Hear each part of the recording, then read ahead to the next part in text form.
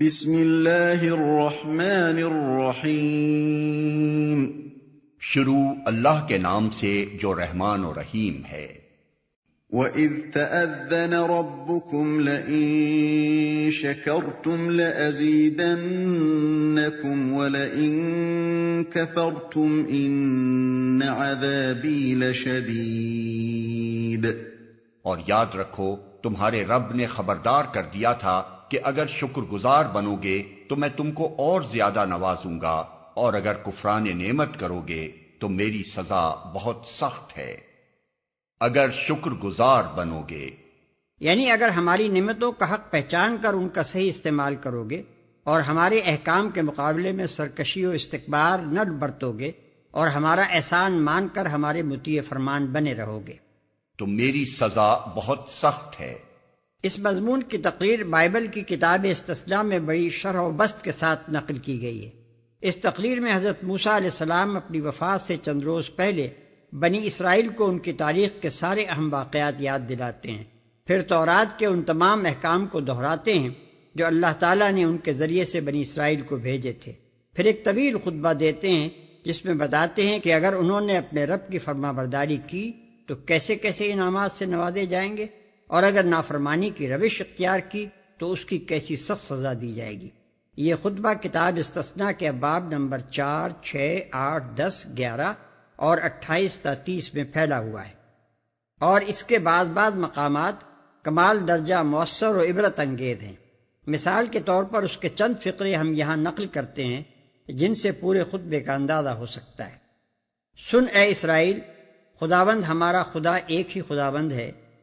تو اپنے سارے دل اور اپنی ساری جان اور اپنی ساری طاقت سے خداوند اپنے خدا کے ساتھ محبت رکھ، اور یہ باتیں جن کا حکم آج میں تجھے دیتا ہوں تیرے دل پر نقش رہیں، اور تو ان کو اپنی اولاد کے ذہن نشین کرنا، اور گھر بیٹھے اور راہ چلتے اور لیٹتے اور اٹھتے ان کا ذکر کرنا۔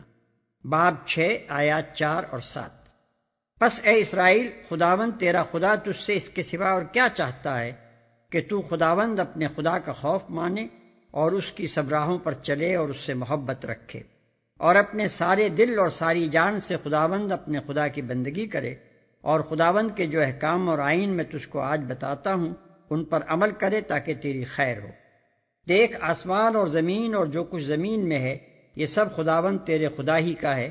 باب 10 آیات 12 تا 14۔ اور اگر تو خداوند اپنے خدا کی بات کو جانفشانی سے مان کر اس کے ان سب حکموں پر جو آج کے دن میں تجھے دیتا ہوں احتیاط سے عمل کرے تو خداوند تیرا خدا دنیا کی سب قوموں سے زیادہ تجھ کو سرفراز کرے گا۔ اور اگر تو خداوند اپنے خدا کی بات سنے تو یہ سب برکتیں تجھ پر نازل ہوں گی اور تجھ کو ملیں گی۔ شہر میں بھی تو مبارک ہوگا اور کھیت میں بھی مبارک۔ خداوند تیرے دشمنوں کو جو تجھ پر حملہ کریں تیرے روبرو شکست دلائے گا۔ خداوند تیرے انبار خانوں میں اور سب کاموں میں جن میں تو ہاتھ ڈالے برکت کا حکم دے گا۔ تجھ کو اپنی پاک قوم بنا کر رکھے گا، اور دنیا کی سب قومیں یہ دیکھ کر کہ تو خداوند کے نام سے کہلاتا ہے تجھ سے ڈر جائیں گی۔ تو بہت سی قوموں کو قرض دے گا پر خود قرض نہیں لے گا، اور خداوند تجھ کو دم نہیں بلکہ سر ٹھہرائے گا، اور تو پشت نہیں بلکہ سرفراز ہی رہے گا۔ باب 28 آیات 1-13۔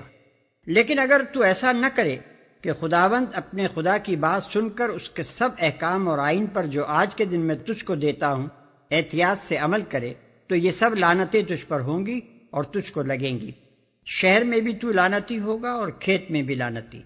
خداوند ان سب کاموں میں جن کو تو ہاتھ لگائے لعنت اور پھٹکار اور اضطراب کو تجھ پر نازل کرے گا۔ وبا تجھ سے لپٹی رہے گی، آسمان جو تیرے سر پر ہے پیتل کا اور زمین جو تیرے نیچے ہے لوہے کی ہو جائے گی۔ خداوند تجھ کو تیرے دشمنوں کے آگے شکست دلائے گا۔ تو ان کے مقابلے کے لیے تو ایک ہی راستے سے جائے گا مگر ان کے سامنے 7 راستوں سے بھاگے گا۔ عورت سے منگنی تو کرے گا لیکن دوسرا اس سے مباشرت کرے گا۔ تو گھر بنائے گا لیکن اس میں بسنے نہ پائے گا۔ تو تاکستان لگائے گا پر اس کا پھل نہ کھا سکے گا۔ تیرا بیل تیری آنکھوں کے سامنے ذبح کیا جائے گا۔ بھوکا اور پیاسا اور ننگا اور سب چیزوں کا محتاج ہو کر تو اپنے ان دشمنوں کی خدمت کرے گا جن کو خداوند تیرے برخلاف بھیجے گا، اور غنیم تیری گردن پر لوہے کا جوا رکھے گا جب تک وہ تیرا ناس نہ کر دے۔ خداوند تجھ کو زمین کے ایک سرے سے دوسرے سرے تک تمام قوموں میں پراگندہ کر دے گا۔ باب 28 آیات 15 اور 64۔ وقال موسى إن تكفروا أنتم ومن في الأرض جميعا فإن الله لغني حميد۔ اور موسیٰ نے کہا اگر تم کفر کرو اور زمین کے سارے رہنے والے بھی کافر ہو جائیں تو اللہ بے نیاز اور اپنی ذات میں آپ محمود ہے۔ اس جگہ حضرت موسیٰ علیہ السلام اور ان کی قوم کے معاملے کی طرف یہ مختصر اشارہ کرنے سے مقصود اہل مکہ کو یہ بتانا ہے کہ اللہ جب کسی قوم پر احسان کرتا ہے اور جواب میں وہ قوم نمک حرامی اور سرکشی دکھاتی ہے تو پھر ایسی قوم کو وہ عبرتناک انجام دیکھنا پڑتا ہے جو تمہاری آنکھوں کے سامنے بنی اسرائیل دیکھ رہے ہیں۔ اب کیا تم بھی خدا کی نعمت اور اس کے احسان کا جواب کفران نعمت سے دے کر یہی انجام دیکھنا چاہتے ہو؟ یہاں یہ بات بھی واضح رہے کہ اللہ تعالیٰ اپنی جس نعمت کی قدر کرنے کا یہاں قریش سے مطالبہ فرما رہا ہے وہ خصوصیت کے ساتھ اس کی یہ نعمت ہے کہ اس نے محمد عربی صلی اللہ علیہ وسلم کو ان کے درمیان پیدا کیا اور آپ کے ذریعے سے ان کے پاس وہ عظیم الشان تعلیم بھیجی جس کے متعلق حضور صلی اللہ علیہ وسلم بار بار قریش سے فرمایا کرتے تھے کہ میری ایک بات مان لو، عرب اور عجم سب تمہارے تابع ہو جائیں گے۔ أَلَمْ يَأْتِكُمْ نَبَأُ الَّذِينَ مِن قَبْلِكُمْ قَوْمِ نُوحٍ وَعَادٍ وَثَمُودَ وَالَّذِينَ مِن بَعْدِهِمْ لَا يَعْلَمُهُمْ إِلَّا اللَّهُ جاءتهم رسلهم بالبينات فردوا أيديهم في أفواههم وقالوا إنا كفرنا بما أرسلتم به وإنا لفي شك مما تدعوننا إليه مريب۔ کیا تمہیں ان قوموں کے حالات نہیں پہنچے جو تم سے پہلے گزر چکی ہیں؟ قوم نوح، عاد، سمود اور ان کے بعد آنے والی بہت سی قومیں جن کا شمار اللہ ہی کو معلوم ہے۔ ان کے رسول جب ان کے پاس صاف صاف باتیں اور کھلی کھلی نشانیاں لیے ہوئے آئے تو انہوں نے اپنے منہ میں ہاتھ دبا لیے اور کہا کہ جس پیغام کے ساتھ تم بھیجے گئے ہو ہم اس کو نہیں مانتے، اور جس چیز کی تم ہمیں دعوت دیتے ہو اس کی طرف سے ہم سخت خلجان آمیز شک میں پڑے ہوئے ہیں۔ کیا تمہیں حضرت موسیٰ علیہ السلام کی تقریر اوپر ختم ہو گئی، اب براہ راست کفار مکہ سے خطاب شروع ہوتا ہے۔ تو انہوں نے اپنے منہ میں ہاتھ دبا لیے۔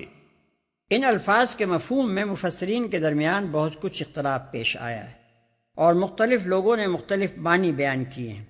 ہمارے نزدیک ان کا قریب ترین مفہوم وہ ہے جسے ادا کرنے کے لیے ہم اردو میں کہتے ہیں کانوں پر ہاتھ رکھے یا دانتوں میں انگلی دبائی، اس لیے کہ بعد کا فقرہ صاف طور پر انکار اور اچنبے دونوں مضامین پر مشتمل ہے اور کچھ اس میں غصے کا انداز بھی ہے۔ خلجان آمیز شک میں پڑے ہوئے ہیں، یعنی ایسا شک جس کی وجہ سے اطمینان رخصت ہو گیا ہے۔ یہ دعوت حق کا خاصہ ہے کہ جب وہ اٹھتی ہے تو اس کی وجہ سے ایک کھلبلی ضرور مچ جاتی ہے، اور انکار و مخالفت کرنے والے بھی پورے اطمینان کے ساتھ نہ اس کا انکار کر سکتے ہیں نہ اس کی مخالفت۔ وہ چاہے کتنی ہی شدت کے ساتھ اسے رد کریں اور کتنا ہی زور اس کی مخالفت میں لگائیں، دعوت کی سچائی، اس کی معقول دلیلیں، اس کی کھری کھری اور بے لاگ باتیں، اس کی دل موہ لینے والی زبان، اس کے دائی کی بے داغ سیرت، اس پر ایمان لانے والوں کی زندگیوں کا سریع انقلاب اور اپنے صدق مقال کے عین مطابق ان کے پاکیزہ اعمال، یہ ساری چیزیں مل جل کر کٹے سے کٹے مخالف کے دل میں بھی ایک اضطراب پیدا کر دیتی ہیں۔ داعیان حق کو بے چین کرنے والا خود بھی چین سے محروم ہو جاتا ہے۔ قالت رسلهم أفي الله شك فاطر السماوات والأرض يدعوكم ليغفر لكم من ذنوبكم ويؤخركم إلى أجل مسمى قالوا إن أنتم إلا بشر مثلنا تريدون أن تصدونا عما كان يعبد آباؤنا فأتونا بسلطان مبين۔ ان کے رسولوں نے کہا کیا خدا کے بارے میں شک ہے جو آسمانوں اور زمین کا خالق ہے؟ وہ تمہیں بلا رہا ہے تاکہ تمہارے قصور معاف کرے اور تم کو ایک مدت مقرر تک مہلت دے۔ انہوں نے جواب دیا تم کچھ نہیں ہو مگر ویسے ہی انسان جیسے ہم ہیں۔ تم ہمیں ان ہستیوں کی بندگی سے روکنا چاہتے ہو جن کی بندگی باپ دادا سے ہوتی چلی آ رہی ہے۔ اچھا تو لاؤ کوئی صریح سند جو آسمانوں اور زمین کا خالق ہے۔ رسولوں نے یہ بات اس لیے کہی کہ ہر زمانے کے مشرکین خدا کی ہستی کو مانتے تھے اور یہ بھی تسلیم کرتے تھے کہ زمین اور آسمانوں کا خالق وہی ہے۔ اسی بنیاد پر رسولوں نے فرمایا کہ آخر تمہیں شک کس چیز میں ہے؟ ہم جس چیز کی طرف تمہیں دعوت دیتے ہیں وہ اس کے سوا اور کیا ہے کہ اللہ فاطر السماوات والارض تمہاری بندگی کا حقیقی مستحق ہے۔ پھر کیا اللہ کے بارے میں تم کو شک ہے؟ ایک مدت مقرر تک مہلت دے۔ مدت مقرر سے مراد افراد کی موت کا وقت بھی ہو سکتا ہے اور قیامت بھی۔ جہاں تک قوموں کا تعلق ہے ان کے اٹھنے اور گرنے کے لیے اللہ کے ہاں مدت کا تعین ان کے اوصاف کی شرط کے ساتھ مشروط ہوتا ہے۔ ایک اچھی قوم اگر اپنے اندر بگاڑ پیدا کر لے تو اس کی مہلت عمل گھٹا دی جاتی ہے اور اسے تباہ کر دیا جاتا ہے، اور ایک بگڑی ہوئی قوم اگر اپنے برے اوصاف کو اچھے اوصاف سے بدل لے تو اس کی مہلت عمل بڑھا دی جاتی ہے، حتیٰ کہ وہ قیامت تک بھی دراز ہو سکتی ہے۔ اسی مضمون کی طرف سورہ رعد کی آیت 11 اشارہ کرتی ہے کہ اللہ تعالیٰ کسی قوم کے حال کو اس وقت تک نہیں بدلتا جب تک وہ اپنے اوصاف کو نہ بدل دے۔ ویسے ہی انسان جیسے ہم ہیں۔ ان کا مطلب یہ تھا کہ تم ہر حیثیت سے بالکل ہم جیسے انسان ہی نظر آتے ہو، کھاتے ہو، پیتے ہو، سوتے ہو، بیوی بچے رکھتے ہو، بھوک پیاس، بیماری، دکھی، سردی، گرمی، ہر چیز کے احساس میں اور ہر بشری کمزوری میں ہمارے مشابہ ہو۔ تمہارے اندر کوئی غیر معمولی پن ہمیں نظر نہیں آتا جس کی بنا پر ہم یہ مان لیں کہ تم کوئی پہنچے ہوئے لوگ ہو اور خدا تم سے ہم کلام ہوتا ہے اور فرشتے تمہارے پاس آتے ہیں۔ اچھا تو لاؤ کوئی صریح سند، یعنی کوئی ایسی سند ہے جسے ہم آنکھوں سے دیکھیں اور ہاتھوں سے چھوئیں اور جس سے ہم کو یقین آ جائے کہ واقعی خدا نے تم کو بھیجا ہے اور یہ پیغام جو تم لائے ہو خدا ہی کا پیغام ہے۔ قالت لهم رسلهم إن نحن إلا بشر مثلكم ولكن الله يمن على من يشاء من عباده وما كان لنا أن نأتيكم بسلطان إلا بإذن الله وعلى الله فليتوكل المؤمنون۔